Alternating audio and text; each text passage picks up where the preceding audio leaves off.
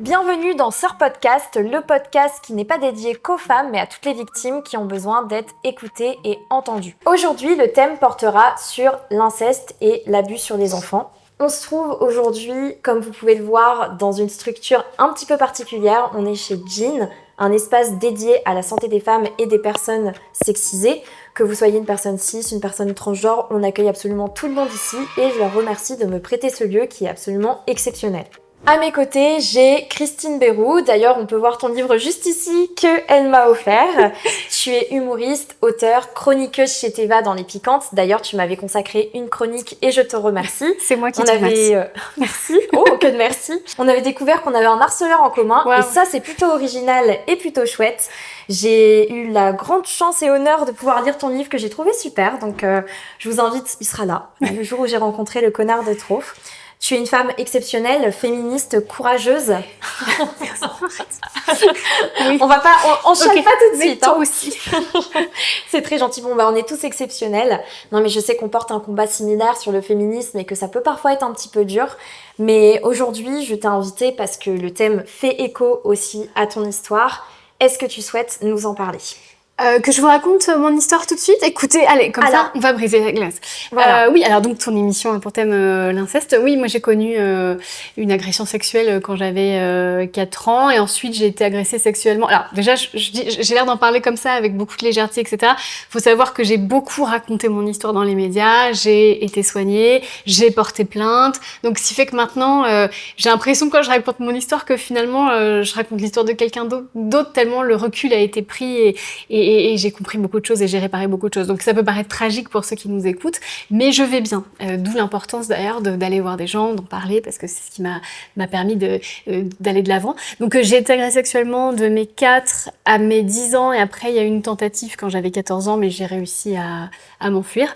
Et en fait après j'ai eu la mémoire traumatique et ensuite cet agresseur a eu la joyeuse idée de me renverser une bouteille d'eau sur la tête en public dans un repas de famille quand j'avais 20 ans je pense, et là tous mes souvenirs sont revenus comme si mon cerveau m'avait dit en fait cette personne est problématique et on va te rappeler pourquoi.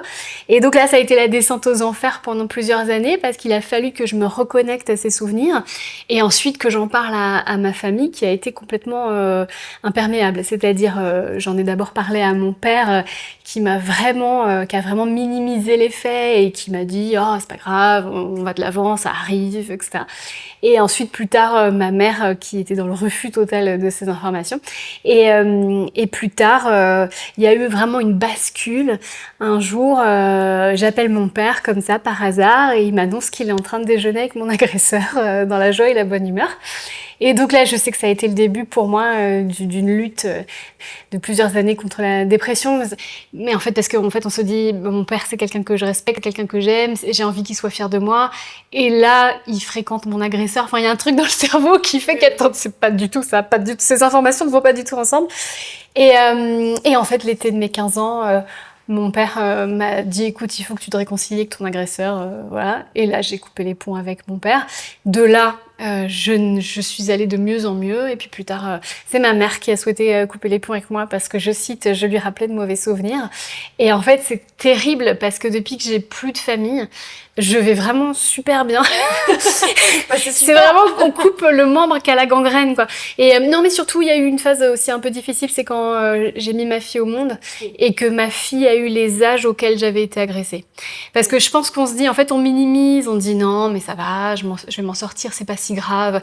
Et puis ma fille a eu 3 ans et demi, 4 ans, donc c'était l'âge auquel j'ai été touchée la première fois. Et là, j'ai vu ce que c'était qu'un bébé, hein. C'est un bébé, 3 ans et demi, 4 ans. Et là, je fais, c'est extrêmement grave, en fait. Et aussi, j'ai réalisé que si quelqu'un touchait ma fille, je pouvais tuer à main nue. Mais vraiment, tu vois, j'aime pas la vue du sang, mais je sais que si quelqu'un touche ma fille, je peux arracher des yeux, par exemple. Tu vois, ça me dépasse. Et du coup, on se pose la question, on se dit, mais pourquoi mes parents n'ont pas eu envie d'arracher des yeux? Tu vois ce que je veux dire? Et donc là, en fait, on ne peut plus minimiser quand on a un enfant, on ne peut que valider la gravité. Et de là, plus j'en parlais, plus sont venus vers moi des témoignages, comme ceux qu'on va lire aujourd'hui. Et plus je me suis dit, bon, j'ai la chance d'avoir une communauté, j'ai la chance de pouvoir publier des livres, d'avoir des chroniques à la radio, à la télé. Si moi, j'en parle pas, qui en parle au final? Et donc, c'est pour ça que maintenant, j'en parle avec facilité, je dirais, même si c'est toujours quand même un petit peu une épreuve. Mais bon, il faut c'est un tabou qui ne tombe pas et qu'il faut faire tomber, parce que sinon, on n'avancera pas. Écoute, merci beaucoup déjà de ton partage d'expérience. Et effectivement, comme tu l'as dit, je voulais rebondir sur le fait que tu étais maman parce qu'on en a aussi discuté en amont où tu as aussi cette vision maintenant de mère sur comment faire quand on devient aussi maman, quand on a été soi-même victime, comment faire pour repérer aussi les signes. Et on est là justement pour briser un petit peu les tabous, casser les chaînes et peut-être espérer que les proches, parce que c'est quelque chose, je vais être très honnête avec toi, qui se retrouve souvent, ce déni, ces proches te rejettent en fait. Et parfois, couper les ponts, en fait, comme tu dis, ça fait du bien et c'est aussi un bel exemple de résilience. Donc, je te remercie d'être ici avec moi. Et ce que je te propose, c'est qu'on lise le premier témoignage, si t'es OK. Donc, on va vous lire des témoignages et Christine et moi, on va vous répondre en tant que maman, en tant que personne qui est concernée. Tu pourras réagir. Donc, on est parti pour le premier témoignage. Donc, le premier témoignage, c'est celui d'une femme de 22 ans. Lors de son histoire, elle avait autour de 6 ans. Mes souvenirs sont flous et j'ai énormément de mal à me souvenir de tous les détails car je souffre d'un choc post-traumatique suite à ce qui m'est arrivé. Quand j'avais à peu près 6 ans, je passais souvent mes après-midi chez ma grand-mère maternelle. À cette époque, mon oncle, qui était âgé de 15-16 ans, vivait toujours chez elle. Je l'appréciais beaucoup à l'époque car il me prêtait ses DVD Harry Potter, qu'il était fan de Star Wars et que sa chambre était remplie de goodies. Un jour comme tous les autres, je vais chez ma grand-mère et il est là. Je vais dans sa chambre pour jouer avec un sabre laser qui m'amuse beaucoup. Sans trop me rappeler comment, il me propose de jouer à la coiffeuse et en me tendant une brosse. Les souvenirs sont flous, mais je me rappelle qu'il était allongé sur son lit, le pantalon baissé. Je n'ai pas compris ce qui était en train de se passer, alors j'ai pris la brosse et de là il a pointé son sexe et m'a demandé de lui brosser des poils à ce niveau. Je me suis exécutée. La situation était étrange et je ne comprenais pas ce qui m'arrivait. Il m'a par la suite demandé de le toucher puis de m'allonger sur lui. Je n'ai pas de souvenir de ce qu'il s'est passé ensuite après ça. Quelques semaines, mois plus tard, je me réveille en panique car ces images me reviennent en pleine nuit, je me sentais honteuse et sale. J'ai couru dans la chambre de ma mère en pleurant et avec mes mots d'enfant, j'essaye de lui expliquer la situation. J'ai été dans la chambre de tonton et il m'a demandé de lui brosser les poils du zizi et de m'allonger sur lui pour qu'on se frotte. J'avais conscience à cette époque que ce qui s'était passé n'était pas normal, mais je me sentais honteuse et j'avais l'impression d'être coupable. Ma mère, à moitié endormie, n'a pas vraiment relevé, m'a fait un câlin et s'est rendormie. J'en ai plus reparlé pendant des mois, années, jusqu'à ce qu'un jour je décide d'en reparler avec ma mère. Toujours avec les mots d'une enfant qui a peur et qui se sent coupable, ma mère a écouté ce que j'ai dit mais sa réponse de ce que je me souviens était terrifiante. Pourquoi tu as été dans sa chambre ? À ce moment-là, je me suis sentie vraiment coupable car elle n'était pas présente pour moi comme une mère aurait dû l'être. Elle a rejeté la faute sur moi sans prendre ma défense. J'en ai plus reparlé pendant des années, traumatisée par ce qui m'était arrivé et par le fait que ma mère ne m'ait pas soutenue. Jusqu'à mes 11-12 ans où j'ai trouvé le courage d'en reparler. Cette fois-ci, ma mère m'a écoutée en ne manquant pas de me dire « Tu sais, c'était un enfant, il était jeune, il ne savait pas ce qu'il faisait. » Et a pris la décision d'en parler avec le concerné. De là, ils ont discuté avec mon oncle et écrit une courte lettre pour me dire en gros « Désolée ». Je n'ai jamais parlé de ça avec un professionnel de la santé avant mes 20 ans. Ma mère m'a bien emmenée chez un psy par la suite, mais pas concernant cet événement. Quand j'ai grandi, j'en ai reparlé avec ma mère. Au début, elle tenait le même discours, il était jeune. Quand j'ai grandi, elle a nié ses propos. Aujourd'hui, elle prétend me soutenir, mais j'ai encore dans un coin de ma tête des souvenirs d'elle qui me rejetaient la faute dessus. Et puis, certains de ses comportements aujourd'hui me rendent malheureuse et me rappellent cette époque, notamment quand elle invite chez elle ma grand-mère à dîner avec ce fameux oncle, et qu'elle s'étonne que je ne veuille pas faire la bise à ce fameux oncle. Aujourd'hui, c'est douloureux, mais je suis bien entourée et je me construis petit à petit. Écoute, merci beaucoup de ton témoignage. Je sais que c'est jamais évident de témoigner sur ce type de sujets qui sont encore très tabous. Et effectivement, ça fait vraiment écho à ton histoire. Et c'est un schéma qui se répète constamment, le rejet de la famille, cette honte, ce sentiment de culpabilité. Et moi, déjà, je tenais à dire que vous n'êtes pas fautif, vous n'êtes pas coupable. Vous n'avez pas à vous sentir responsable de ce qui s'est passé. Vous êtes les victimes dans cette histoire. Et je voulais savoir si toi, en tant que personne concernée, tu avais quelque chose à redire pour cette personne, un conseil ou quelque chose à dire en rapport avec ce témoignage. Déjà, bravo pour son courage. La première chose qui me vient, elle a 22 ans, c'est ça ? Oui, maintenant, elle a 22 ans. Déjà, j'ai envie de lui dire que le plus dur est derrière elle et la féliciter pour son courage parce qu'en général, quand un enfant se fait rabrouer, il y retourne rarement. Et là, vraiment, elle a eu une pulsion de vie qui fait qu'elle y est retournée, elle n'a pas laissé les choses en l'état, elle ne s'est pas laissée tomber. Et ça, c'est puissant. Dans son malheur, entre guillemets, elle a eu la chance de trouver cette force-là en elle. À 22 ans, j'ai envie de lui dire qu'il faut qu'elle se prépare à traverser d'autres étapes. Parce qu'en fait, là, finalement, c'était il n'y a pas si longtemps. C'était il y a 15 ans, 16 ans, 14 ans, ce qu'elle a vécu. C'est-à-dire que là, son cerveau lui prépare encore, elle va accéder à d'autres étapes de sa maturité affective et intellectuelle, et son cerveau va lui resservir des réflexions, des analyses, au prorata qu'elle va mûrir. Donc il faut qu'elle se prépare à ça. La bonne nouvelle dans tout ça, c'est que la vie va lui apporter des réponses, parce que là, je pense qu'elle est encore à vif, mine de rien. J'ai pas du tout envie d'excuser sa mère, de la même façon que je n'excuse pas la mienne, mais en fait, c'est une réaction traumatique. Voilà, c'est en fait, la personne est sidérée, et en fait, il faut se dire que nous, on est la génération des mamans qui sommes éduquées. Mais en fait, il faut savoir que nos mères, en fait, on leur a appris à se taire aussi. Et quand on sait que 2 enfants par classe aujourd'hui sont incestés, je n'ose imaginer, il y a 20, il y a 30 ans, il y a 40 ans, le nombre d'enfants qui étaient incestés, et de femmes ou même d'hommes à qui on a dit tais-toi.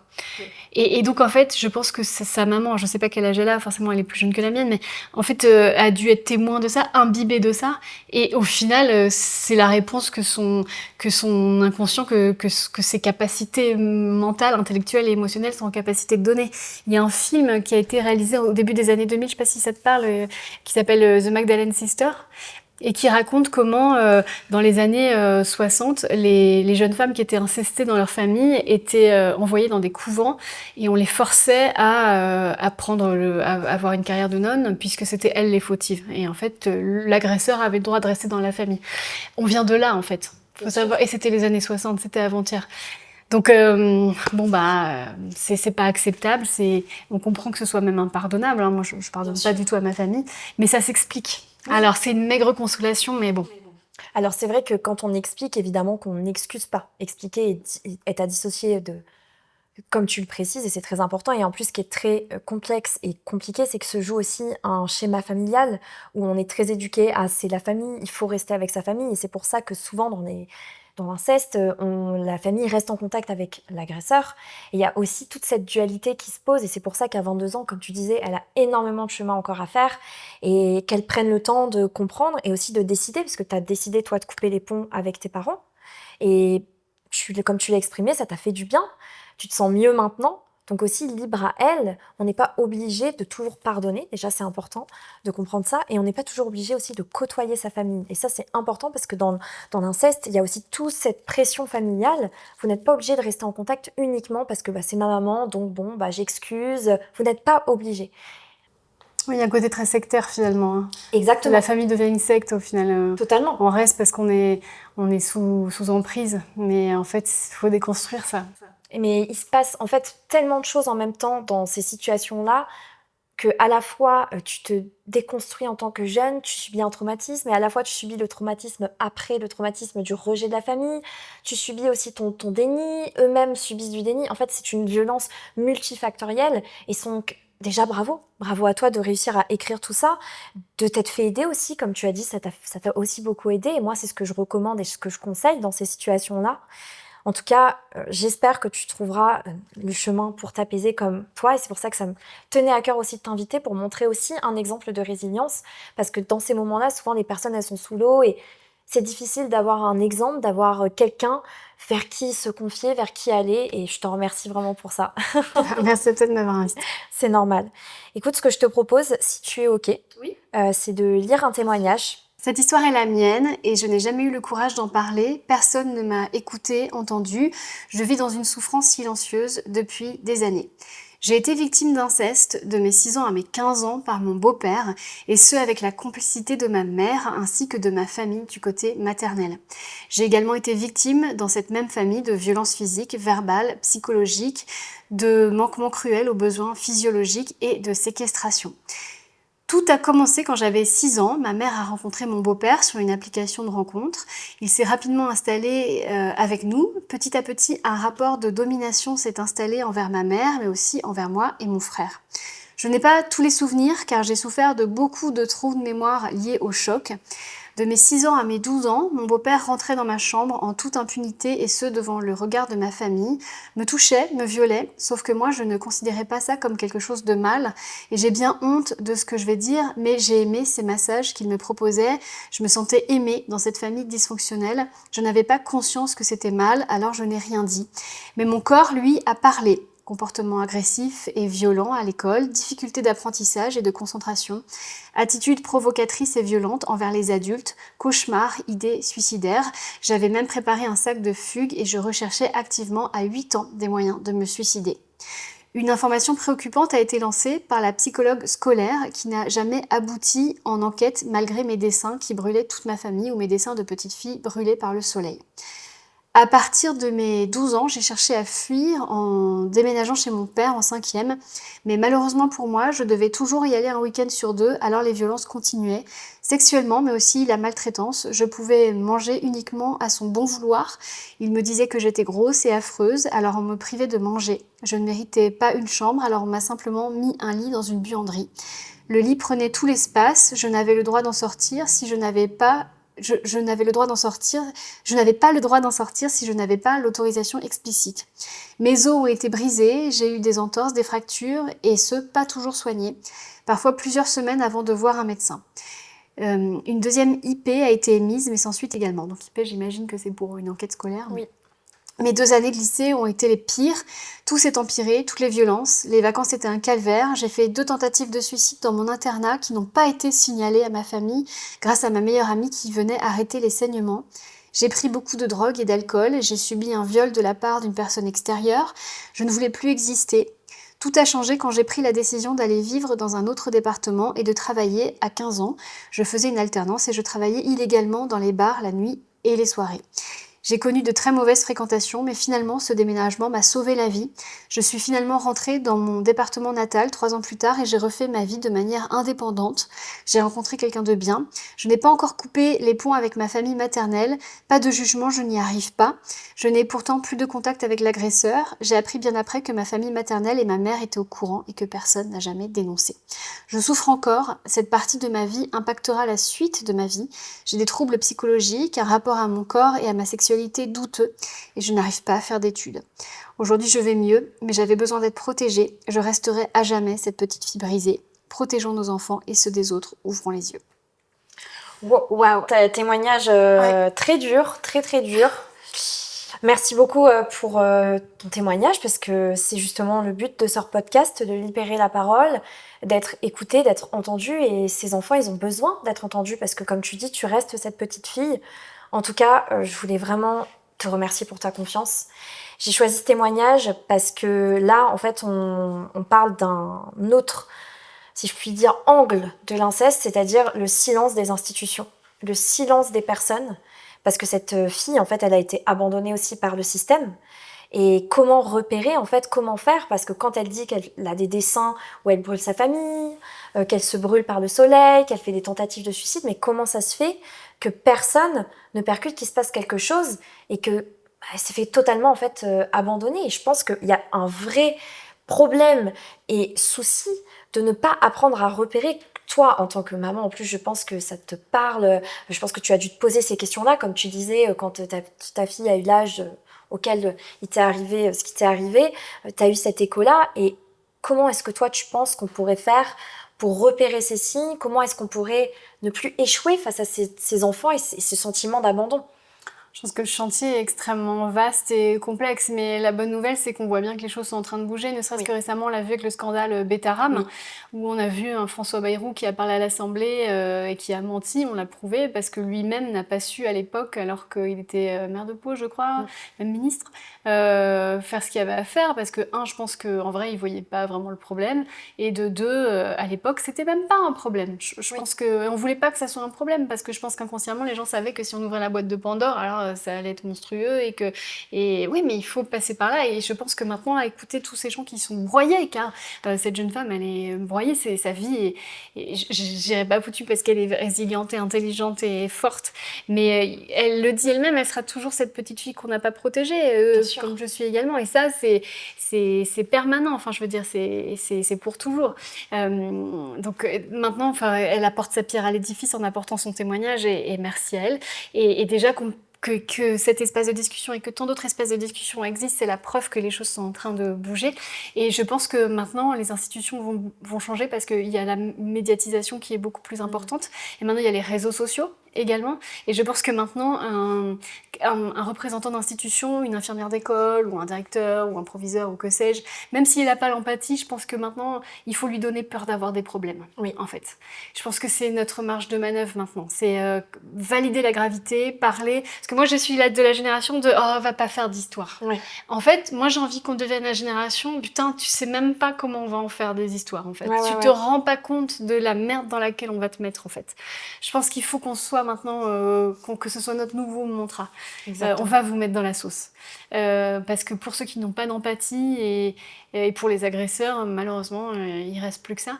Surtout que la justice ne fait pas encore vraiment son travail. Toi et moi, on en sait quelque chose.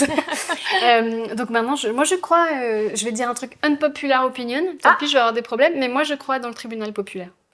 Ah, ok. Voilà. Mais oui, moi je pense que vraiment, parce que c'est tout ce qui nous reste en fait. Oui, mais c'est pour ça que j'ai créé d'ailleurs cet espace de parole, parce que je pense que déjà, il faut briser le tabou en un. Ouais. Pour moi, c'est l'étape numéro 1, parce qu'il y a trop de victimes qui n'osent pas parler, il y a trop de personnes qui n'osent pas par honte, par peur, par culpabilité, et déjà, rien qu'ici, et je vous en remercie, parce que c'est aussi grâce à vous, parce que faut savoir que c'est le thème qui a reçu le plus de témoignages, et je pense que d'ailleurs, ça fera office d'un 2e épisode. Ouais. On a eu énormément de témoignages, on n'a pas pu tout traiter aujourd'hui, malheureusement.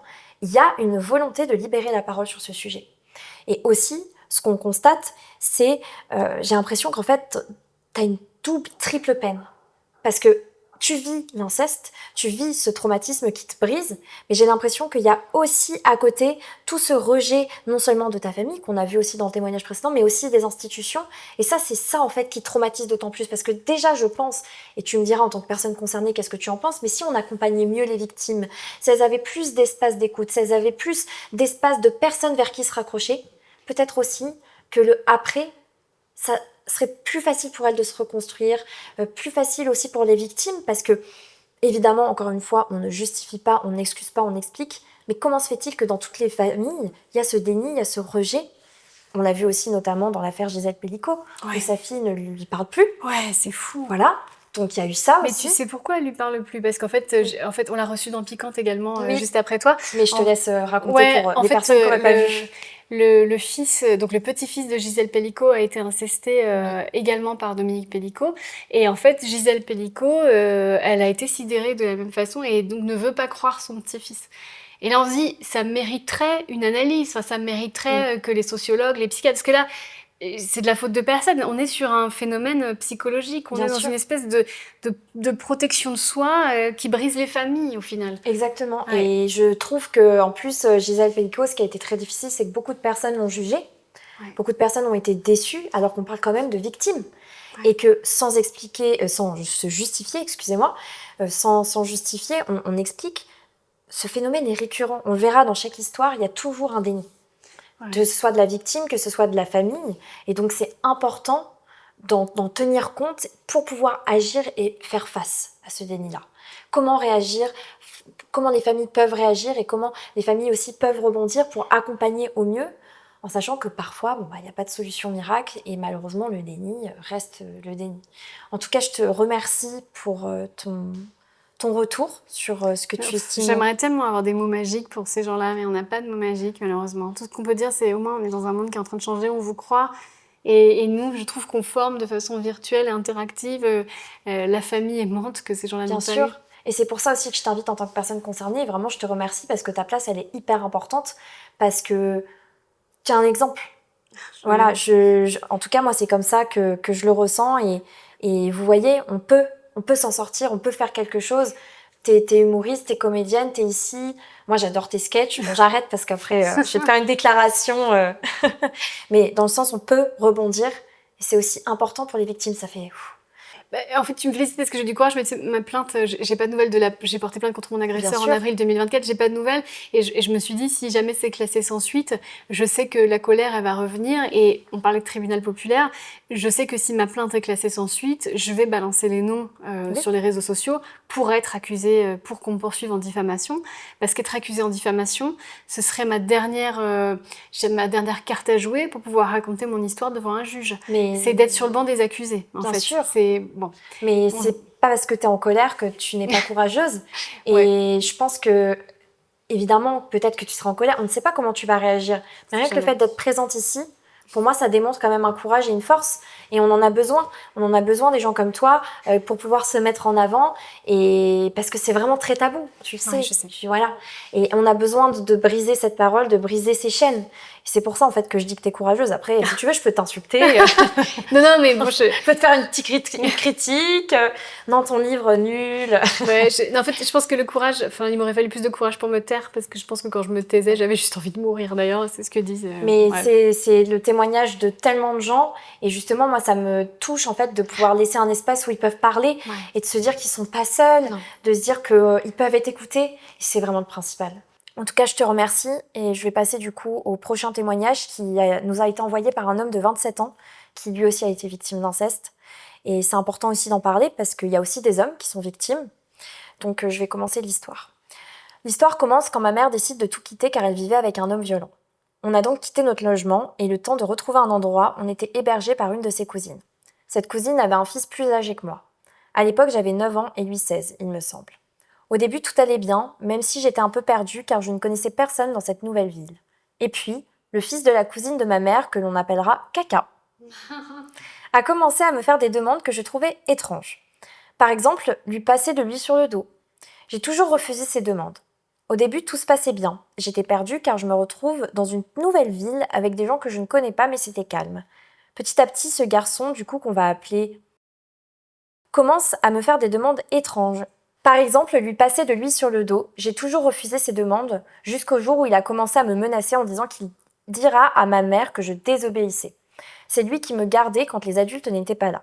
Pour ne pas inquiéter ma mère, j'ai fini par accepter, sauf que plus le temps passait, plus les demandes s'aggravaient.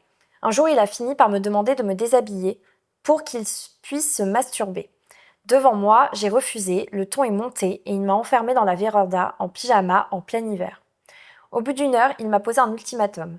Soit j'acceptais, soit je restais enfermée. J'ai fini par accepter. Les jours passent, il m'a refait la demande plusieurs fois, et puis un jour il m'a bloquée dans un placard et m'a violée. C'est à ce moment-là que j'ai compris que ça devrait prendre fin. Mais sauf qu'on n'avait nulle part où aller. Donc je n'ai rien dit, et ça a continué plusieurs mois, jusqu'à ce qu'on trouve un appartement, je ne l'ai jamais revu. J'ai souvent parlé mon histoire à l'écrit, mais je n'ai jamais réussi de vive voix. Pas par honte, mais parce que je connais des femmes ayant vécu pire et qui sont restées fortes. Quand ça arrive, il ne faut bien sûr pas faire comme moi et en parler à un adulte. Alors déjà, je te remercie de ton témoignage, et comme j'ai dit au départ, effectivement, il y a en plus cette espèce de tabou chez les jeunes hommes, où en fait ils se sentent pas légitimes, et c'est pour ça que c'était important pour moi de lire ton histoire, parce que non, ton histoire elle est légitime, elle est importante, et c'est pas parce qu'il y a des personnes qui ont vécu pire que c'est pas grave et que c'est normal et qu'il faut pas en parler. Je te remercie vraiment beaucoup de ta confiance, et encore une fois en fait on retrouve cette honte, et il y a même cette espèce de culpabilité, parce que quand tu dis quand ça arrive, il ne faut bien sûr pas faire comme moi et en parler à un adulte, bah, il y a un peu cette forme, mais t'étais jeune, t'étais un enfant. Enfin, on ne sait pas comment réagir quand on est enfant. T'avais totalement le droit de pas savoir comment faire. Alors effectivement, nous, on conseillerait, si vous le pouvez, d'en parler. Mais regardez, parfois on en parle et on n'écoute pas. Donc, ce qu'il faudrait, c'est au-delà du fait d'en parler, parce que pourquoi il y a autant d'enfants qui se taisent? Bah, c'est parce qu'on sait qu'on va pas être entendu, on sait qu'on va pas être écouté, on sait qu'on va pas être cru. On sait qu'il va y avoir ce rejet familial, et peut-être qu'aussi on le fait pour protéger aussi un petit peu aussi sa famille, parce qu'il y a beaucoup ce truc dans les victimes où on a tendance à protéger l'autre plutôt que de se protéger soi. Et donc, ne te sens pas coupable, tu n'as rien responsable, tu n'as rien fautif, et même si vous n'avez pas parlé, bah, c'est ok. Est-ce que tu souhaiterais rebondir? Surtout que ce gamin-là qui l'a violée, c'était pas seulement... Enfin, il était violent. Oui. Parce que je pense que s'il avait parlé, il y aurait eu des représailles qui l'auraient complètement dépassé. Donc je pense que c'est son instinct de survie aussi qui a fait qu'il n'a pas parlé à des adultes. Moi, je voudrais lui dire, ça m'a brisé le cœur quand il dit oui, je n'ai pas parlé parce que des femmes ont vécu pire et sont plus fortes que moi. Il n'y a pas de hiérarchie, en fait. Et les femmes, entre guillemets, plus fortes, elles ont envie que tu parles parce que tu mets aussi ta pierre à l'édifice. Et en fait, c'est notre capacité à assumer notre vulnérabilité dans ces moments-là qui vont faire qu'on va se donner la main et on va créer une énergie, une force qui va nous motiver les uns avec les autres. On est une équipe, voilà, c'est ça que j'ai envie de dire. Et donc voilà, je culpabilise pas ceux qui veulent pas parler en disant tu veux pas faire partie de l'équipe, mais En fait, sachez que quand vous parlez, non seulement vous vous faites du bien parce que vous montrez à l'enfant que vous étiez, que vous êtes capable l'adulte que vous êtes devenu protège le petit enfant qui n'a pas été protégé, donc déjà vous vous rendez service, mais en plus vous rendez service à tous les gens qui n'osent pas encore parler, c'est-à-dire que vraiment vous faites un cadeau au collectif, donc En fait, toi, t'es quelqu'un de très spirituel et tu crois vraiment au fait que l'enfant intérieur, il est un petit peu réparé quand l'adulte... c'est pas de la spiritualité, c'est Jung, hein, c'est Carl Ok. Gustav Jung, le psychiatre, qui a découvert ça. En fait, on a plusieurs... en fait, c'est factuel, hein, il y a des expériences Ok. qui ont été faites. C'est-à-dire qu'en fait, le cerveau, il comprend par les actes. Tu pourras lui dire tant que tu veux, je vais bien, tout va bien, comme dans le sketch de Danny Boone. En fait, il va pas comprendre ça. Par contre, porter plainte, c'est un indicateur, tu dis à ton cerveau, je prends soin de toi. J'agis, tu es en sécurité, je suis capable de faire ce qu'il faut pour me mettre en sécurité. Et moi, je l'ai expérimenté. C'est-à-dire que moi, du jour où je suis allée porter plainte, j'ai pris confiance en moi. Parce que je me suis dit, ah tiens, ça a l'air qu'on m'agresse plus comme ça, dis donc. Et les automatismes changent et le regard qu'on porte sur l'histoire change. Parce qu'en fait, quand vous avez été agressé et que vous portez pas plainte, alors c'est pas du tout un jugement ou un reproche, mais en fait, l'histoire c'est j'ai été agressée et j'ai rien fait. Une fois que vous avez passé la porte du commissariat, alors c'est une épreuve, hein, je vais pas vous mentir, en fait, vous écrivez un nouveau chapitre. C'est-à-dire que quand vous regardez votre agression, quand l'agression revient, vous connaissez la suite de l'histoire. Et la suite de l'histoire, c'est j'ai porté plainte. Donc déjà, l'histoire n'est plus la même, du tout. Ça change du tout au tout, parce que le petit enfant, là, vous savez que dans le futur, il va être protégé, ou qu'il va avoir justice. Et ça, c'est énorme. C'est vrai que c'est très rare d'avoir ce type de retour parce que beaucoup de personnes qui ont été victimes, au contraire, sont très réfractaires à porter plainte. Et c'est pour ça que c'est aussi intéressant que tu sois là pour apporter un autre point de vue. Alors évidemment, on insiste, on n'est pas du tout là pour culpabiliser les gens qui n'ont pas envie de parler, qui n'ont pas envie de porter plainte, mais ça fait aussi du bien d'avoir des victimes qui ont envie de se battre, qui ont envie de faire des démarches pour aussi motiver les personnes qui n'osent pas forcément. Et on a peu quand même quand tu réfléchis aux personnes qui témoignent, c'est rare, ceux qui rentrent dans des démarches, ceux qui vont passer la porte du commissariat. Et c'est bien aussi que tu précises que c'est pas une étape facile, parce que souvent aussi quand on incite les personnes à porter plainte, c'est un petit peu comme si c'était tu vas être accueilli dans un palais, on va te dire oh là là, non, pas du tout. C'est difficile et ça mène à réflexion et c'est pour ça qu'on respecte ceux qui ont l'envie ou pas envie de le faire. Mais c'est important aussi d'amener cette vision-là qui est intéressante et qu'on a peu. On pense peu justement au fait de réécrire d'histoire. J'ai trouvé ça vraiment intéressant. Et je trouve ça vraiment très très bien que la parole se libère encore une fois, notamment te concernant en tant qu'homme. Et en tant que femme aussi, ne vous comparez jamais à pire. On est là juste pour s'exprimer, s'écouter, entendre et créer un espace safe où la parole des victimes est recueillie. Surtout qu'on a tendance à minimiser, à se dire j'étais jeune, c'était juste comme ça, j'ai survécu, je suis pas morte, donc ça va. En fait, ça a des conséquences sur votre vie amoureuse. Moi, pendant très très longtemps, par exemple, j'ai été avec des hommes qui étaient violents parce que, en vérité, mon agresseur, il était gentil avec moi que pour m'agresser. Donc pendant longtemps, j'ai été attirée par des hommes violents comme mon agresseur parce que je voulais un peu réécrire l'histoire et je me disais donc c'est normal, un homme qui est violent avec toi, sauf sexuellement, enfin comment expliquer, sauf pour avoir des faveurs intimes. Et je me disais ça doit être ça finalement les relations hommes-femmes. Vous voyez ce que je veux dire ? Et ça j'ai mis du temps à le déconstruire, à me dire mais en fait c'est parce que j'ai été agressée, c'est pour ça. En fait pour moi la violence c'est associé finalement à l'amour, puisqu'en fait mon agresseur n'était gentil avec moi que quand il voulait des faveurs. Et en fait, poser le tabou sur la table, c'est aussi partir à la rencontre de vous-même, en fait. Bien sûr. Et de diagnostiquer des choses où vous saviez même pas que c'était là, vous saviez même pas que ça avait un lien, et en fait, si. Et malheureusement, c'est horrible parce que la vie vous met une épreuve et une responsabilité. C'est-à-dire qu'il vous arrive cette épreuve-là et vous avez une responsabilité vis-à-vis de cette épreuve. C'est-à-dire que si vous voulez aller mieux, vous devez prendre la responsabilité de quelque chose pour lequel vous n'êtes pas responsable. C'est aliénant, c'est injuste, c'est cruel, mais malheureusement, c'est comme ça qu'on guérit. Oui, c'est vrai, c'est important ce que tu dis parce que on confond aussi beaucoup la notion de fautif et responsable. On n'est en rien fautif et responsable.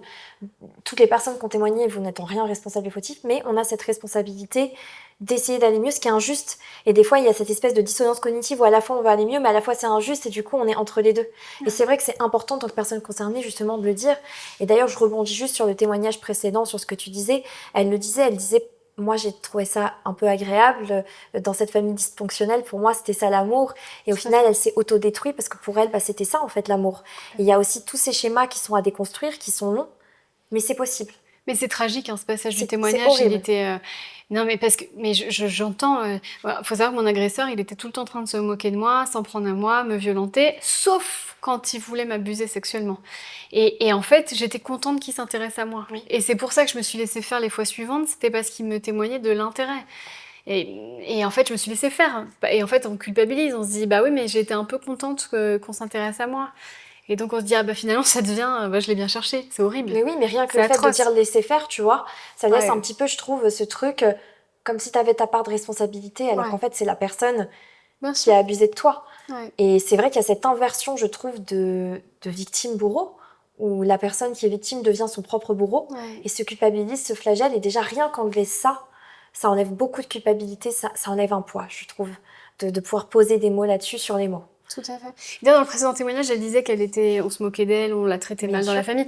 Moi, en fait, mon agresseur, il était atroce avec moi et je me rends compte que c'est aussi on enlève la dignité à sa victime. Parce que le fait que la victime n'ait plus de dignité, ça nous arrange bien.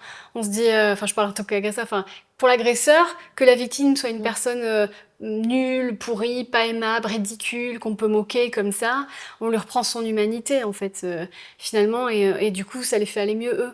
Bien Quelque sûr. part, c'est quelqu'un qui est insignifiant pour moi, et donc en fait, c'est pas grave ce que j'ai fait. Et puis il y a cette espèce de banalisation aussi de la violence, où en fait la violence devient la norme. Oui. Et donc en fait on est dans un schéma où on repousse toujours les limites et en fait on s'habitue Tout à fait. presque. Et c'est pour ça que les familles en fait se retrouvent à côtoyer l'agresseur comme si c'était normal et à ne plus voir. Et paradoxalement, quand la victime parle, bah c'est elle en fait, parce qu'en fait elle casse le schéma Exactement. qui est Ça dysfonctionnel. remet tout en question. Exactement. Et c'est pour ça que souvent c'est la victime qui est rejetée, et que parfois, et c'est pour ça aussi qu'il ne faut pas vous culpabiliser, parfois les victimes ne parlent pas parce qu'elles le savent ça, dans le fond.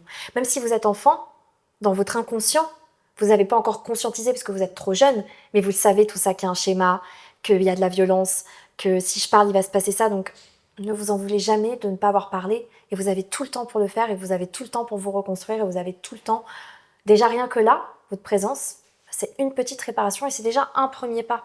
Et c'est déjà très bien. Tout à fait. Et surtout que pendant longtemps, je me suis retrouvée à travailler avec des gens violents, notamment Yassine Bellatar, contre qui j'ai témoigné à l'Assemblée nationale.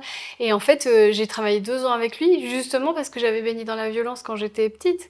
Et donc, je pensais que c'était ça la vie, en fait. C'était subir un mec violent. Et en fait, c'est ça, quand vous ne protégez pas vos enfants, vous jetez sur lui une malédiction. C'est-à-dire qu'il est maudit. Toute sa vie, il croira que la violence est normale. C'est-à-dire que vous croyez que sur le moment, vous avez fait ce que vous avez pu, ah bah désolé, je me suis pas rendu compte, ah bah j'étais choquée, etc. Mais le fait de pas protéger votre enfant, vous foutez sa vie en l'air, en fait. C'est la double peine. Et moi, je dis souvent, en fait, j'ai été abusée sexuellement. Oui, c'est atroce, mais c'est un souvenir, c'est des images. Quand je pense à mes agressions sexuelles, c'est des images. Voilà, c'est des images qui sont pas agréables.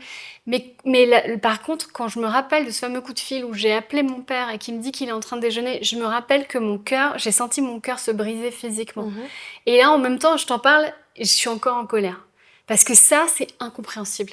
C'est-à-dire que qu'il y ait des agresseurs, des gamins qui ont des pulsions sales, pas d'empathie, ça peut s'expliquer, tu vois. Mais qu'un parent ne protège pas son enfant, j'ai beau en parler dans les médias, j'ai beau écrire des livres là-dessus, j'ai beau voir des thérapeutes, je ne comprends toujours pas.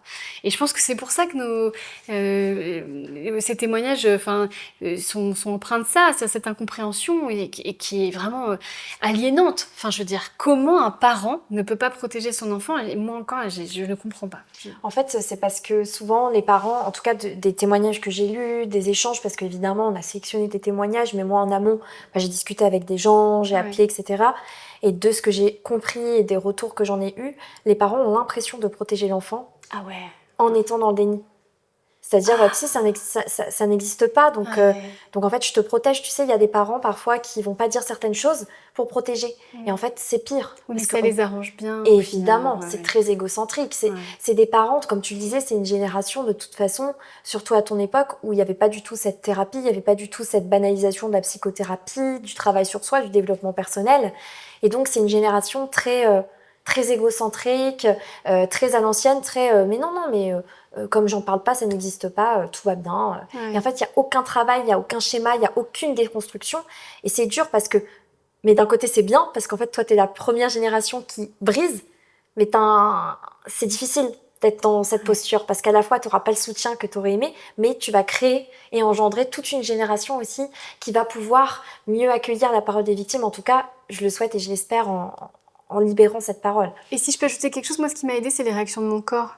Oui. Tu vois, le lendemain du coup de fil, c'est pas une blague, le lendemain du coup de fil, je me suis réveillée, j'avais un herpès qui allait de là jusqu'à mes parties intimes. Et en fait, là, je me suis dit, ah oui, si mon corps réagit aussi violemment, parce que moi, sinon, j'aurais été capable de, si j'avais pas eu ça, si j'avais pas eu la dépression, j'aurais été capable de dire, ah bah, en fait, d'accord, tu vois, c'est pas grave, en fait. Mais ça, c'est très intéressant ce que tu dis, le parce corps. qu'il y a quelque chose à l'intérieur de nous qui sait mieux que nous. Donc c'est l'inconscient, j'en sais rien, mais qui sait qu'on l'a, si on continue à fréquenter ces gens, si on continue à nourrir cette mythologie-là selon laquelle il s'est rien passé de si grave, on est en train de se tuer de l'intérieur, en fait.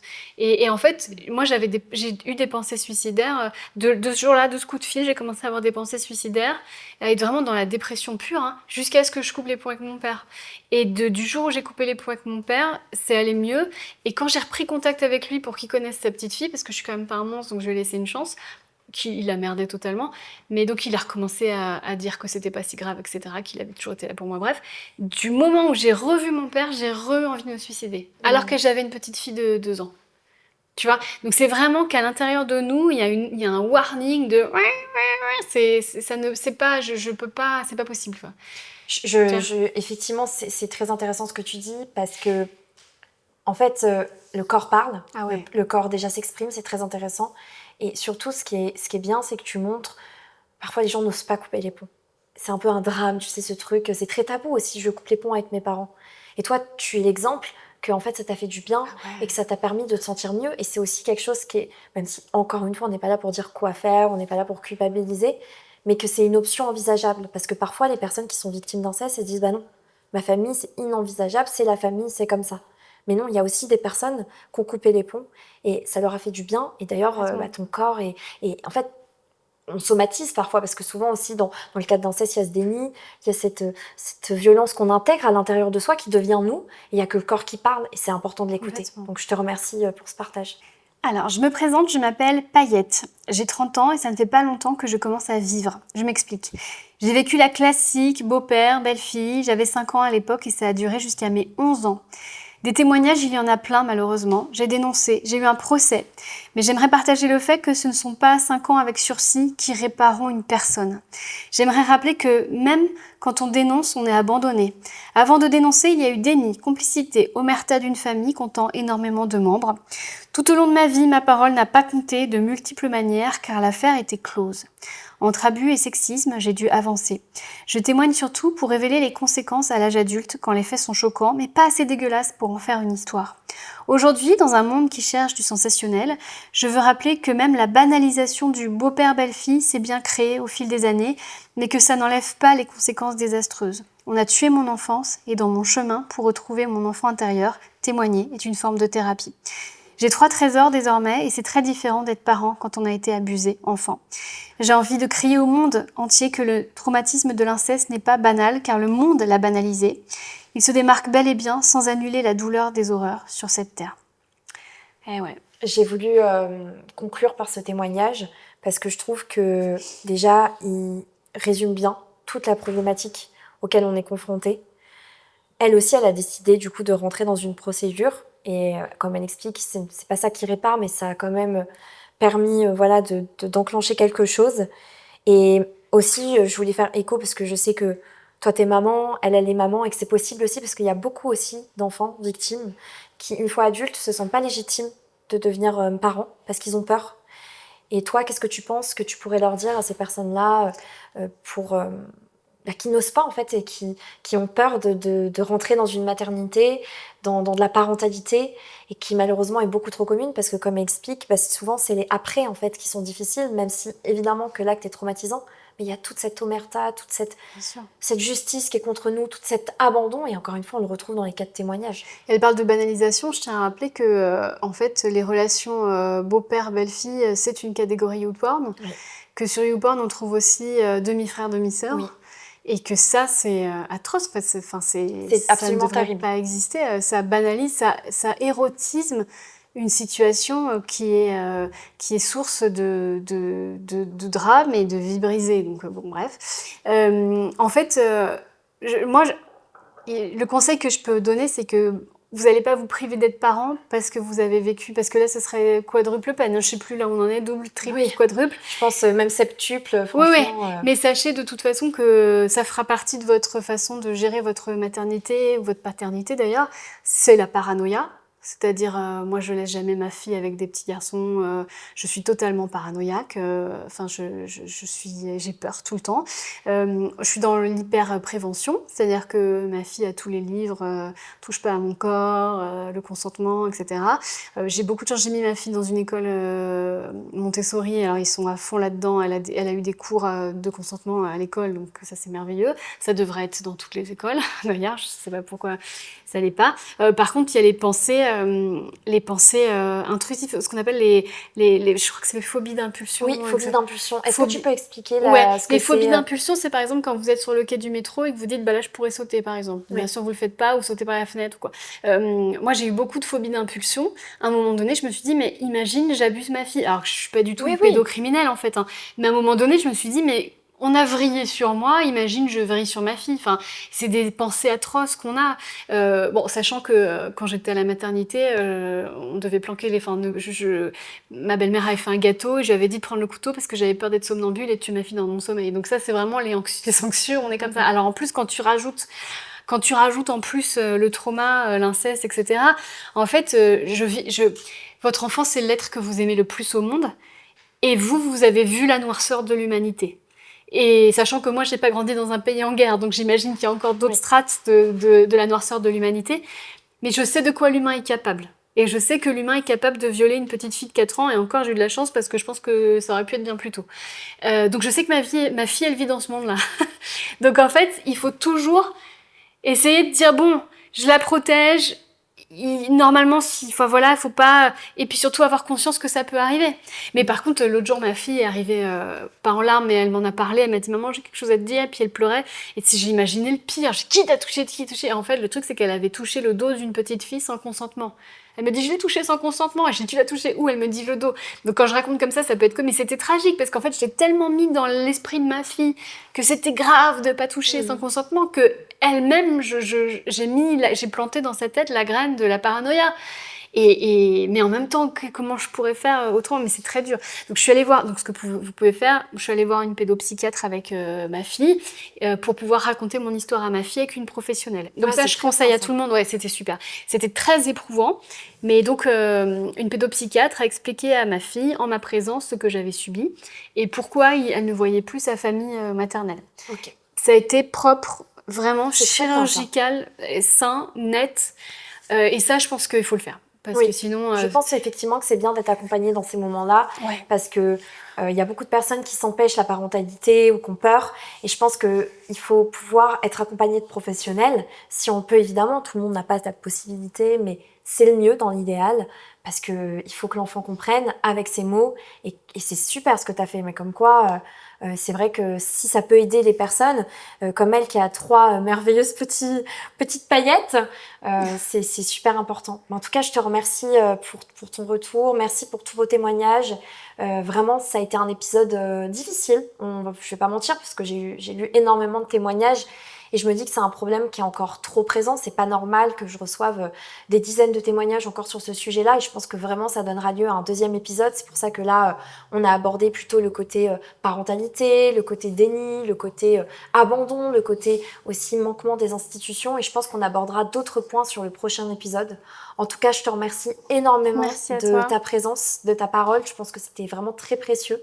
Et voilà, c'est la fin de mon épisode Sœur Podcast dédié à l'inceste et les abus sur enfants. Je remercie encore énormément Jane pour leur invitation et de m'avoir prêté cette salle qui est absolument superbe. Alors merci beaucoup pour ta venue Christine. On peut te retrouver dans Les Piquantes sur Teva en tant que chroniqueuse. Il y a aussi ton spectacle Trop sur M6. Oui. Tu as également bientôt en octobre un nouveau livre. Est-ce que tu as envie d'en parler? Oui, alors c'est la suite de ma trilogie. J'avais écrit le jour où j'ai réalisé que la personne toxique c'était moi, car quand on a vécu des traumas, souvent on devient toxique, mais bon, c'est un autre sujet. Le jour où j'ai rencontré le connard de trop, voilà, ça c'est mon petit dernier. Et le prochain en octobre, donc c'est le 3e volet de la trilogie qui s'appelle Le jour où j'ai arrêté de m'excuser. Et c'est un livre Super. sur le fait que les femmes s'excusent tout le temps, alors que les mecs, enfin voilà, et que du coup on laisse aux gens qui s'excusent jamais, le Connor souvent, un peu trop de place parce que nous on s'excuse trop. Oui. Voilà. Donc on ne s'excuse pas que le podcast n'est pas tourné, ce n'est pas grave. Là en l'occurrence c'est typiquement un cas où il faudrait s'excuser, mais bon. Voilà, pardon. On ne s'excuse plus. À partir de maintenant, voilà. Okay. Non, bien évidemment. Pour conclure, est-ce que tu aurais quelque chose à ajouter? Alors ça peut être en rapport, ça peut être sans rapport avec l'épisode, un film, une citation, quelque chose que tu as envie de me partager, une histoire de vie. Tout ce que tu veux, tu es libre pour conclure cet épisode. Je te laisse la parole. D'accord, alors je voudrais parler d'un podcast qui m'a beaucoup aidée, je vais rester dans le thème, qui s'appelle Ou peut-être une nuit, sur Louis Média. Et donc c'est une enquête sur l'inceste et ça m'a fait beaucoup de bien parce que c'était la première fois que j'écoutais des gens qui avaient vécu la même chose que moi. Et ce podcast, même s'il n'a pas toujours été facile à écouter, a été pour moi le début d'un énorme déclic. Voilà. Et je voudrais aussi remercier l'inspectrice du commissariat de Vincennes qui a pris ma plainte l'année dernière et qui est restée pendant 3 heures, j'ai envie de pleurer quand j'en parle, qui est restée 3 heures. Mouchoir juste ici, on avait prévu au cas où. Je vais pas dire son nom parce que je pense qu'elle voudrait garder l'anonymat, mais voilà, qui a pendant 3 heures à écouter mon histoire et Dieu sait que c'était pas toujours facile. Et voilà, merci à elle parce que c'est dans la police malheureusement ils font ce qu'ils peuvent et ils ont pas toujours les moyens pour le faire. Mais ce jour-là cette femme a pris le temps et c'est quelque chose que je n'oublierai jamais. Voilà, ça me touche beaucoup, vraiment c'est adorable. En tout cas, on a les mouchoirs juste ici, on avait prévu au cas où. Tiens, petit mouchoir. Merci beaucoup. Hop, on ne s'excuse pas par contre. Oui, c'est dans ton prochain livre. C'est vrai. Il sort en octobre. Oui, j'ai tout l'été pour me préparer à ne plus m'excuser. Voilà, c'est ça. C'est ça. Appliquer mes propres conseils. Exactement. Non, mais je te remercie. Vraiment, je suis très touchée parce qu'effectivement, c'est toujours... c'est difficile d'avoir vraiment des espaces, surtout en tant que femme. Il faut le reconnaître, comme tu dis. On nous coupe souvent la parole, on nous laisse pas nous exprimer. Et c'est ce qu'on disait lors du premier épisode, en fait, que c'est rare, tu vois, qu'on laisse parler, qu'on se coupe pas la parole, qu'on s'écoute, qu'on s'entende, qu'on se laisse une place. Et merci à des personnes comme elle, il faudrait qu'il y en ait plus parce que faudrait que ce soit la norme. Donc merci à elle, je connais pas son prénom, mais merci Paillette 2. Et voilà, c'est la fin de Sœur Podcast. Je vous remercie énormément pour votre confiance et pour tous les témoignages. On se dit à bientôt pour un prochain épisode de Sœur et je vous dis à ce soir sur ma chaîne Twitch où je réagirai à cet épisode. Je vous fais à tous des gros bisous, merci encore et à bientôt.